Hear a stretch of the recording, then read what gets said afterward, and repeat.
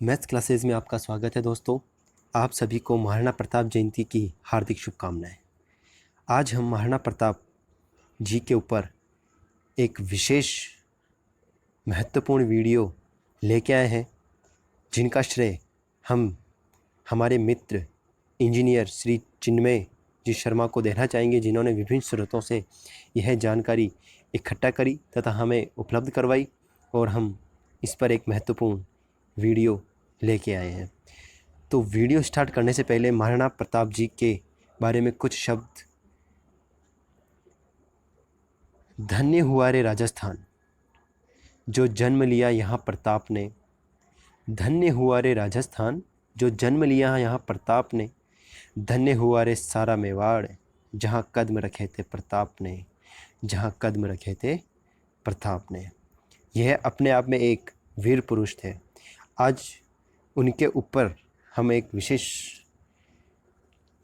अंकन लेके आए हैं, तो आप इसे ज़रूर देखिएगा। स्टार्ट करते हैं। महाराणा प्रताप जी का प्रारंभिक जीवन कैसे कहाँ पर व्यतीत हुआ था, उसके बारे में कुछ महत्वपूर्ण जानकारी लेते हैं। महाराणा प्रताप का जन्म 9 मई 1540 को राजस्थान के कुंभलगढ़ में हुआ था। कुंभलगढ़ जो राजसमंद में पड़ता है, वहाँ पे इनका जन्म हुआ। उनके पिता का नाम महाराणा उदय सिंह द्वितीय और माता का नाम रानी जीवंत कंवर या जयवंताबाई था। महाराणा उदय सिंह द्वितीय मेवाड़ के शासक थे और उनकी राजधानी कहाँ थी? चित्तौड़ थी। महाराणा प्रताप उनके 25 भाइयों में सबसे बड़े थे, इसलिए उनको मेवाड़ का उत्तराधिकारी बनाया गया। महाराणा प्रताप को बचपन में ढाल तलवार चलाने का प्रशिक्षण दिया जाने लगा। अब बात करते हैं महाराणा प्रताप के व्यक्तित्व की, यानी उनका व्यक्तित्व किस प्रकार का था। महाराणा प्रताप को बचपन में ही ढाल तलवार चलाने का प्रशिक्षण दिया जाने लगा, क्योंकि उनके पिता उन्हें अपनी तरह कुशल योद्धा बनाना चाहते थे। बालक प्रताप ने कम उम्र में ही अपने अदम्य साहस का परिचय दिया था। उन्होंने स्वयं के लाभ के लिए भी कभी किसी के आगे हार नहीं मानी थी। वह अपने लोगों से बहुत प्यार करते थे और उनके साथ आज़ादी की लड़ाई में भी शामिल हुए थे। वीरता और आज़ादी के लिए प्यार तो राणा के खून में समाया था। वह अकबर के साथ हुए हल्दी घाटी के युद्ध में हार गए थे, परंतु कभी भी आत्मसमर्पण नहीं किया और जीवन के अंत तक उन्होंने काफ़ी संग्रह किया, जो अपने आप में एक वीरता का परिचय हमारे सामने बयां करता है। अब बात करते हैं महाराणा प्रताप का राज्याभिषेक किस प्रकार हुआ या कैसे क्या हुआ, उसके बारे में हम आगे बढ़ते हैं। प्रताप ने अपनी पिता की अंतिम इच्छा के अनुसार उसके सौतेले भाई जगमाल को राजा बनाने का निश्चय किया। मेवाड़ के विश्व पात्र चुंडावत राजपूतों ने जगमाल के सिंहासन पर बैठने को विनाशकारी मानते हुए जगमाल को राजगद्दी छोड़ने के लिए काफ़ी बाध्य किया था। जगमाल सिंहासन को छोड़ने का इच्छुक नहीं था, लेकिन उसने बदला लेने के लिए अजमेर जाकर अकबर की सेना में शामिल हो गया। इस दौरान राजकुमार प्रताप को मेवाड़ के 54वें शासक के साथ महाराणा का खिताब मिला। 1572 में महाराणा प्रताप सिंह मेवाड़ के महाराणा बने गए, लेकिन वो पिछले 5 सालों से चित्तौड़ कभी नहीं गए। अब बात करते हैं महाराणा प्रताप का संधि प्रस्ताव ठुकराना, यानी उन्होंने किस प्रकार संधि प्रस्ताव ठुकराया, क्यों ठुकराया, उसके बारे में हम आगे चर्चा करते हैं। बात है सन 1573 की। 1573 में अकबर ने 6 राजनायकों को भेजकर राणा प्रताप से समर्पण की बात कही थी। अकबर ने 6 राजनायकों को महाराणा प्रताप के समक्ष भेजा, परंतु राणा प्रताप ने हर बार मना कर दिया। उन्होंने हर बार उसे नेगलेक्ट कर दिया। सबसे अंतिम बार अकबर ने उसके साले और सेनापति मान सिंह को राणा प्रताप के पास भेजा। महाराणा प्रताप मान सिंह को देखकर क्रोधित हो गए और राजा मान सिंह को लज्जित कर वापस भेज दिया। अब अकबर को समझ में आ गया था कि महाराणा प्रताप कभी समर्पण नहीं करेंगे, इसलिए उन्होंने अपनी सेना को मेवाड़ पर कूच करने के लिए तैयार किया कि हमला करना है अब महाराणा प्रताप पे। राणा प्रताप का छोटा भाई शक्ति सिंह मुगल सेना में था। किसका? राणा प्रताप का छोटा भाई मुगल सेना में था और अपने भाई को अकबर के विचारों से अवगत करा दिया। अब बात करते हैं महाराणा प्रताप का सबसे संघर्षमय जीवन यानी जंगलों में निवास करना किस प्रकार से था। आइए आज उसके बारे में अपन चर्चा करते हैं। महाराणा प्रताप ने मुगल से सामना करने के लिए अपनी सेना को सचेत कर दिया कि अरावली की पहाड़ियों में चले जाने की आज्ञा दी और दुश्मन के लिए पीछे कोई सेना नहीं छोड़ी। अरावली पहाड़ियों पर भील भी राणा प्रताप की सेना के साथ हो गए। महाराणा प्रताप खुद जंगलों में रहे। उन्होंने पत्तल में भोजन किया, जमीन पर सोए, कभी दाढ़ी नहीं बनाई। दरिद्रता के दौर में भी वो कच्ची झोपड़ियों में रहते थे जो मिट्टी और बांस की बनी होती थी।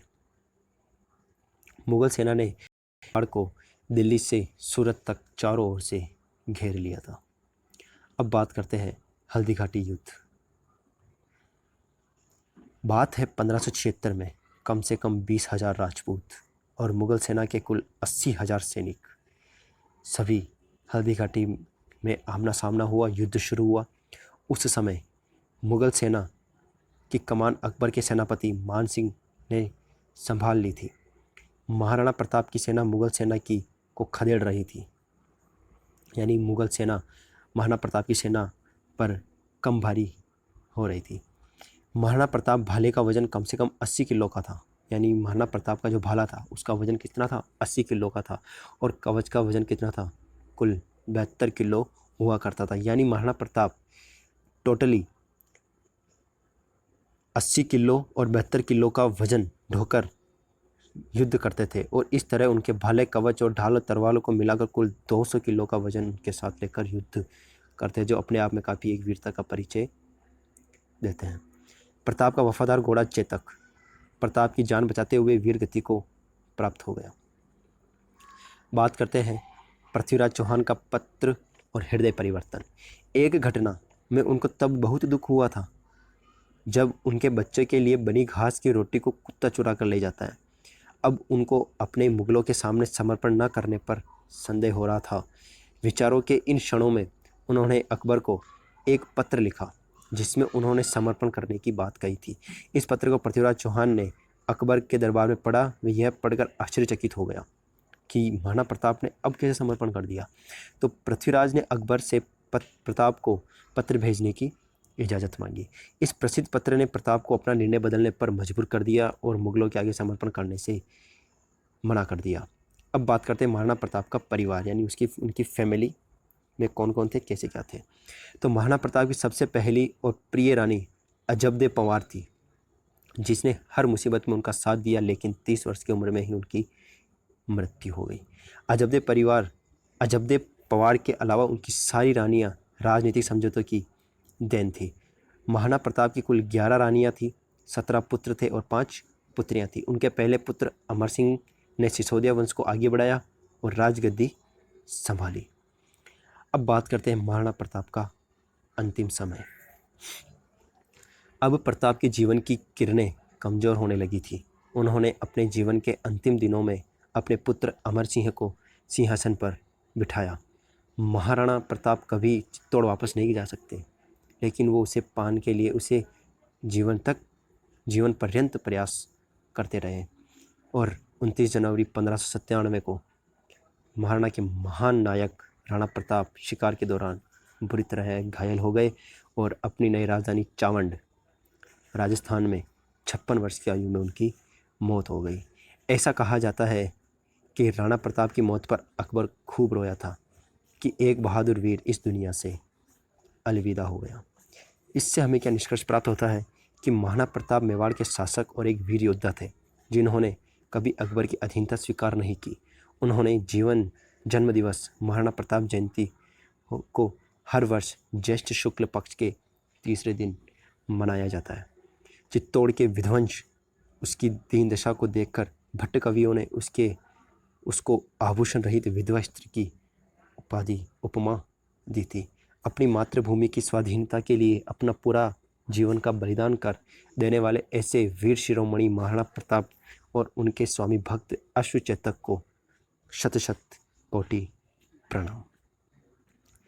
इस तरह महाराणा प्रताप इतिहास के पन्नों में अपनी बहादुरी और जनप्रियता के लिए अमर हो गए, सदैव सभी के दिलों पे राज कर गए। तो ये थी हमारी महाराणा प्रताप जयंती के ऊपर कुछ महत्वपूर्ण टॉपिक। महाराणा प्रताप अपने आप में एक कंपटीशन एग्ज़ाम, जो प्रतियोगिता परीक्षा होती है, इसमें एक महत्वपूर्ण टॉपिक होता है, जिससे हर साल कुछ ना कोई किसी न किसी प्रकार का क्वेश्चन बैठता है। तो सभी इस वीडियो को देखने वाले सभी विद्यार्थी या सभी से निवेदन है कि इस वीडियो को व्यक्ति हो या कोई स्टूडेंट हो, उन्हें ज़्यादा से ज़्यादा शेयर ज़रूर करें। अंतिम में हम महत्वपूर्ण बात करते हैं उनके बारे में कुछ महत्वपूर्ण लाइनें। है राणा थारी हुकार सुन सुन अकबर कांप्यो जाए। है राणा थारी हुकार सुन सुन अकबर कांप्यो जाए। अमरा में ज्यां बिजली चमके, अमरा में ज्यां बिजली चमके, थारी तलवार चमकी जाए, थारी तलवार चमकी जाए। थैंक यू सो मच दोस्तों। जय हिंद, जय भारत। मिलेंगे नेक्स्ट वीडियो में।